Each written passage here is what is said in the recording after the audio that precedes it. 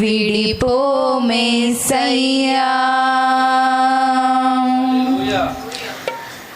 నాతో నీవు నీతో నేను ఒకటై ఉన్నాము, విడిపోమేసయ్యా. నాతో నీవు నీతో నేను ఒకటై ఉన్నాము, విడిపోమేసయ్యా. నా దేవ నీవే కదా, నా దేవ నీవే కదా, నన్ను నడిపే దైవము, నన్ను నడిపే దైవము. నీకే ఆరాధన,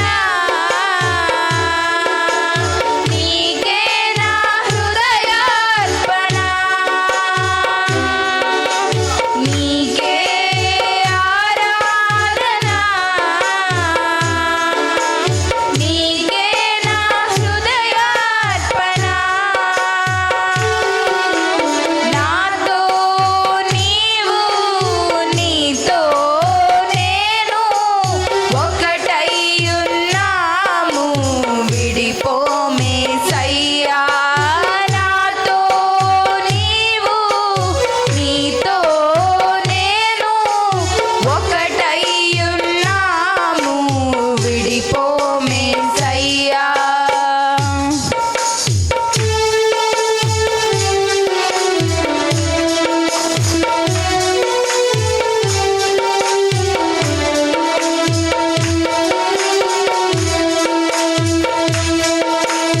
ఒకటి కంటే ఎక్కువగా ఎన్నో మారులు చేసిన పాపములన్నిటినీ క్షమించిన దేవా. ఒకటి కంటే ఎక్కువగా ఎన్నో మారులు చేసిన పాపములన్నిటినీ క్షమించిన దేవా. పరిశుద్ధతతో నన్ను నడిపితివయ్యా, ఆత్మతో నన్ను నడిపితివయ్యా. పరిశుద్ధతతో నన్ను నింపితివయ్యా, ఆత్మతో నన్ను నడిపితివయ్యా. నీకే ఆరాధన,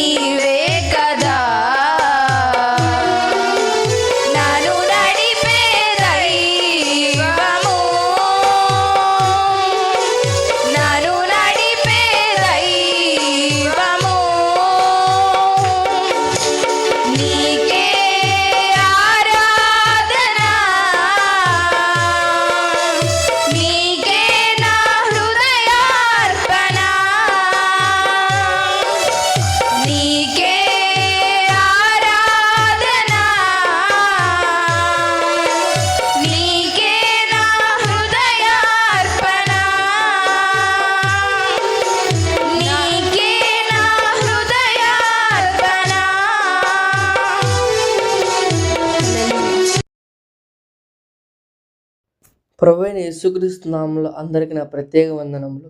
దేవుని నామం స్తుతింపబడును గాక. ఆమేన్. కుటుంబ బలిపీఠము వాల్యూమ్ 4 జనవరి 29. యోషియా 43 అధ్యాయం 10వ వచనం. మీరు తెలుసుకొని నన్ను నమ్మి నేను ఆయనని గ్రహించినట్లు మీరును నేను ఏర్పరచుకున్న నా సేవకుడను నాకు ముందుగా ఏ దేవుడు నిర్మింపబడలేదు, నా తరువాత ఏ దేవుడు నుండడు. కీర్తనలు 91వ అధ్యాయం 14వ వచనం. అతడు నన్ను ప్రేమించుచున్నాడు గనుక నేను అతనిని తప్పించెదను. అతడు నా నామము నెరిగినవాడు గనుక నేను అతనిని ఘనపరచెదను. ఆమేన్. ఖాళీలో నిలుచుట అనేటి వర్తమానము 63:6-23. అదొక ఉదయకాలం, అదొక దర్శనం వలె చెప్పాడు. తెల్లవారుజామున 3 లేక 4 గంటలకే మంచం మీద నుండి లేచి ఇది జరుగుట చూశాను. అతడు ఈ రీతిగా అన్నాడట, బ్రదర్ పిల్లి తిరిగిరా అని ఎన్నో రోజులుగా నా కోసం కేకలు పెట్టినట్లు రాయ్ మరియు నేను నిజమైన సహోదరులం. అతడు నా కోసం గొంతుపోయే వరకు ఏడుస్తూ తిరిగి రా, అతనిని తీసుకురండి, అతడిని తిరిగి తీసుకురండి అని అర్ధనాదం చేశాడు. అతడు అన్నాడు, నేను ఇక్కడ ఆ అగ్నిస్తంభం మళ్ళీ వచ్చింది లేదా ఒక మేఘం తిరిగి వచ్చింది. ఆయన నన్ను బల్లముందు భాగంలో కూర్చోబెట్టాడు. నేను మారిపోయాను. నేను మారుట అనేది పాముకి ఒక మర్మములై అనిపించింది. నేను అతనికి దాన్ని వివరణ ఇచ్చినప్పుడు మూర్ఛపడటం అని గుర్తుంచుకోవాలనుకునే దానికోసం దీన్ని ఎక్కడ ఉంచాను.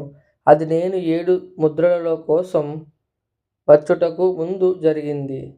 7 ముద్రల కోసం నేను తిరిగి వచ్చినప్పుడు అప్పుడు నేను ఒక ఉదయం అతడు బిల్లీపాల్ దగ్గరికి వచ్చి నాతో మాట్లాడాలని కోరాడు.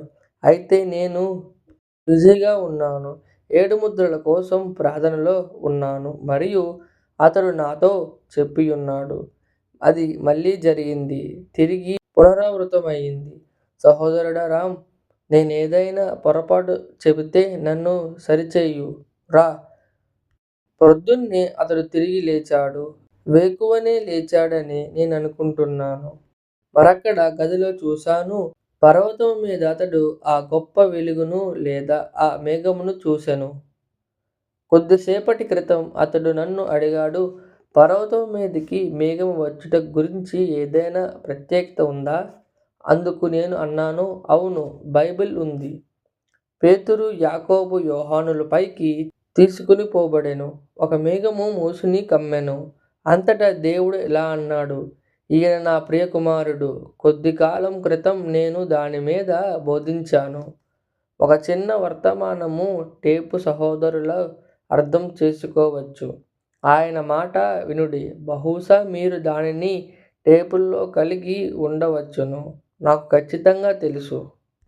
అతడు పర్వతం పైకి వెళ్ళానని చెప్పాడు మరియు మేఘం నుండి ఒక స్వరం వచ్చిందని కాదా బ్రదర్ రామ్? ఈ క్రమంలో ఏదో చెప్పింది. ఈయన నా సేవకుడు, నేను ఇతన్ని కాలానికి ప్రవక్తగా ఉండుటకు పిలుచుచున్నాను.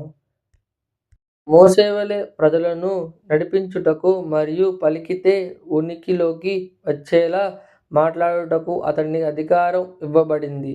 లేదా ఆ రీతిగా మోషే పలికితే ఇలాగు వచ్చినట్లు ఉడతలను గురించి మనకి తెలుసును. మిగతావి ఇదివరకే జరిగిన కార్యాలు. ఆ వెనుక చిన్న హితెరెట్ ఆమె ఇంట్లో జరిగిన సంఘటన గురించి నేను మోషేకి చెప్పినట్లే మీరు చేసేదనని ఆయన అతనికి చెప్పాడు. ఆమేన్. పరలోకమందున్న మా తండ్రి, నీ నామం పరిశుద్ధపరచబడునుగాక, నీ రాజ్యం వచ్చునుగాక, నీ చిత్తం పరలోకమందు నెరవేరినట్లును భూమి యందును నెరవేరునుగాక. మా అనుదిన ఆహారము నేడు మాకు దయచేయము. మా రుణస్థులను మేము క్షమించిన ప్రకారములను మా రుణములు క్షమించుము. మమ్ములను శోధనలోకి తేక దుష్టుల నుండి తప్పించుము. ఎందుకనగా రాజ్యము, బలము, మహిమ నిరంతరము నీవే ఉన్నావు. ఆమేన్.